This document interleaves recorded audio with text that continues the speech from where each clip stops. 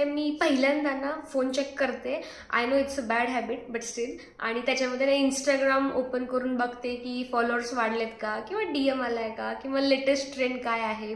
आणि कधी कधी तर असं होतं की ऑफिसमध्ये बसल्या बसल्या किंवा निवांत जेवता जेवता पण आपण असं स्क्रोल करत करत रील्स बघतो आणि मग कळतं की यार 1 तास कधी निघून गेला कळलंच नाही. तर दिस इज इंस्टाग्राम. आपल्या प्रत्येकाच्या बोलण्यामध्ये आजूबाजूच्या गोष्टींमध्ये इंस्टाग्राम खूप डीपली इन्वॉल्ड आहे. आणि एक पर्टिक्युलर फॅन बेस तयार झाल्यानंतर लोक तुम्हाला सेलिब्रिटी टाईप ट्रीट करतात, तसं मला पण ट्रीट करतात.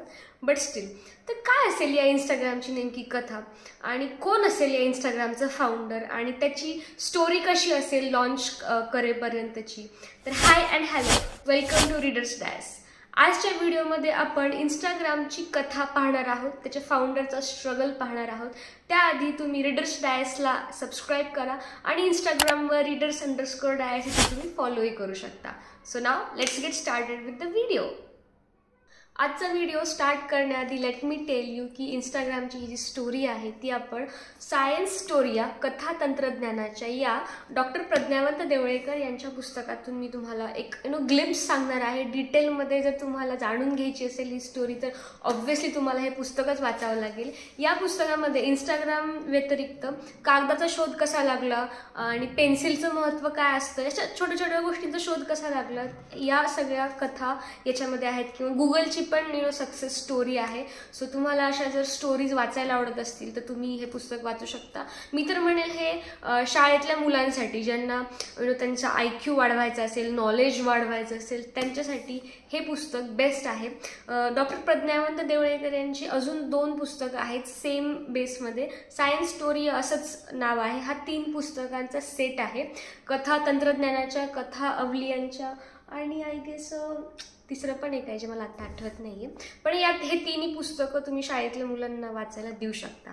ओके, आता आपण इंस्टाग्रामच्या स्टोरीला सुरुवात करूया. त्याआधी मला तुम्हाला सांगायला आवडेल की इंस्टाग्राम या शब्दाचा शोध कसा लागला. इंस्टाग्राम हा शब्द बनला कसा.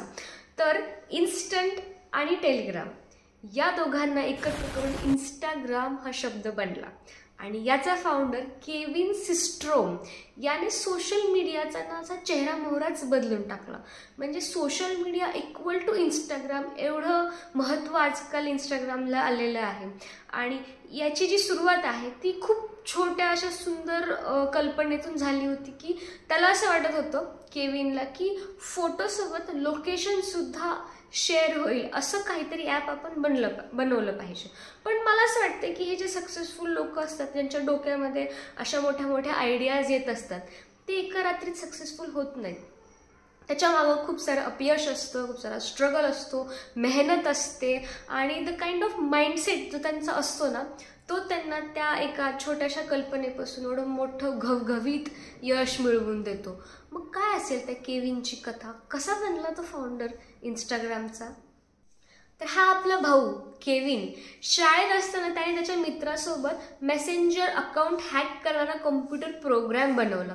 म्हणजे ते बाळाचे पाय पाळण्यात दिसतात असं म्हणतात ना, तर त्याची सुरुवात, इंस्टाग्राम बनवण्याची सुरुवात ही त्याची शाळेपासूनच झाली होती. पण तेव्हा त्याला माहीत नव्हतं की मी असं मोठं झाल्यावर मी कुठेतरी एक इंस्टाग्राम नावाचं ॲप वगैरे बनवेन. याचं तर ॲक्च्युली त्याला बाळपडू त्याच्या आईकडूनच मिळालं होतं. त्याची आई डायना ही तंत्रज्ञान क्षेत्रातच कार्यरत होती. नंतर जसं त्याने शाळेतून नंतर पुढे कॉलेजमधून पासआउट झाल्यानंतर 2006ला त्याने गुगल कंपनी जॉईन केली, जिथे तो असिस्टंट प्रोजेक्ट मॅनेजर होता. आणि तिथे काम करत करत मग नंतर त्याने व्हर्च्युअल वर्ल्डमध्ये सुद्धा थोडंसं कॉन्ट्रीब्युशन दिलं. पण भावाचं तिथं काही मन लागलं नाही. मग नंतर 2009मध्ये त्याने nextstop.com या स्टार्टअपमध्ये प्रोडक्ट मॅनेजर म्हणून त्याने जॉईन केली. आणि तिथे त्याला एक स्टार्टअपचा एक्सपिरियन्स कसा असतो ते कळलं. बेसिकली त्याचा माइंडसेट असा होता की गुगलसारख्या मोठ्या समुद्रामध्ये एक छोटा मासा बनून राहण्यापेक्षा आपण एक डबकं निवडूया आणि तिथलाच राजा बनूया. म्हणून त्याने मग नंतर ते nextstop.com पण सोडलं. आणि जसं मी आधी सांगितलं की त्याने बर्बन नावाचं एक ॲप बनवलं, जिथे त्याला असं वाटलं की यार फोटोसोबत लोकेशन पण शेअर झालं पाहिजे. बट आता आपण बघतो इंस्टाग्रामवर लोकेशन तेवढं इम्पॉर्टंट नाही आहे. त्याचं महत्त्व असं आहे की जेव्हा त्याने ही कल्पना त्याला डोक्यात खूप भारी वाटली होती, पण रिअलमध्ये त्याला असं वाटलं की यार ती तेवढी काही सुंदर नाही आहे कल्पना. सो त्याने फक्त फोटोजवर लक्ष दिलं. आणि मग नंतर त्याची गर्लफ्रेंड होती एक, जिचा इथे खूप इम्पॉर्टंट रोल आहे. How sweet. तर तिने त्याला एक आयडिया दिली की यार फोटोज आहेत तर मग फिल्टर तर पाहिजेच ना. म्हणजे जर मला माझा चेहरा असा ओरिजिनली जर आवडत नसेल तर त्याला असं ब्युटिफाय करण्यासाठी, त्याला असं थोडंसं एनहान्स करण्यासाठी फिल्टर तर पाहिजेतच. आणि मग त्याने इंस्टाग्राममध्ये फोटोजसोबत फिल्टरचा पण एक फीचर त्याने ॲड केला. आणि फायनली 6 ऑक्टोबर 2010ला त्याने त्याचा एक को-फाउंडर पण होता माईक नावाचा, त्याच्यासोबत त्याने इंस्टाग्राम हे ॲप लॉन्च केलं. So this was the story of Instagram. सुरुवातीला इंस्टाग्राम हे जे ॲप होतं ते फक्त आयफोन युजर्ससाठी होतं. How bad. हे लोक अँड्रॉइडला एवढं का कमी लेखत असतील मला कळत नाही. असो, तर हे ॲप फक्त सुरुवातीला आयफोनवाल्या लोकांसाठीच होतं, आयफोन युजर्ससाठीच होतं. आणि नंतर जेव्हा ते लॉन्च झालं तर तेव्हा म्हणजे लाईक 24 आवर्समध्ये 25,000 लोकांनी ते डाउनलोड केलं. That was like huge success for any app founder. आणि नंतर त्याचा असा आलेख इतका उंचावत गेला की लवकरच त्याचे फॉलोअर्स वाढले, फॅन बेस वाढला आणि लोक तिथे सेलिब्रिटीज लोकांमध्ये इंस्टाग्राम खूप पॉप्युलर झालं. मग आता त्याचं जे सध्याचं जे रिसेंट व्हर्जन आहे ज्याच्यामध्ये आपण बघतो रील्स आहेत, आपण आपलं लाईव्ह लोकेशन शेअर करू शकतो, त्याच्यानंतर फक्त फोटोजच्या व्यतिरिक्त पण तुम्ही DM करू शकता आणि एकमेकांना फॉलो करून पण तुम्ही स्टॉक पण करू शकता लोकांना. तर हे सगळे जे रिसेंट फीचर्स आहेत ते नंतर इंस्टाग्रामने ॲडॅप्ट करत गेलं.